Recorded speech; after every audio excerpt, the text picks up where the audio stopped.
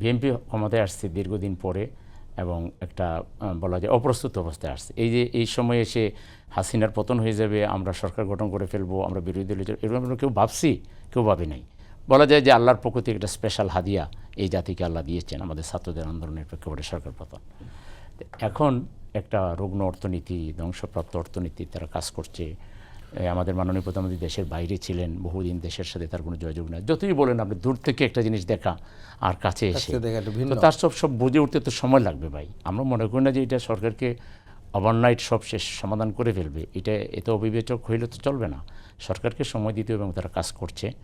কিন্তু আমরা বলছি যে এই জিনিসগুলো, কিছু জিনিস আছে এটাকে অ্যাজ ইট ইজ রাখা যায়।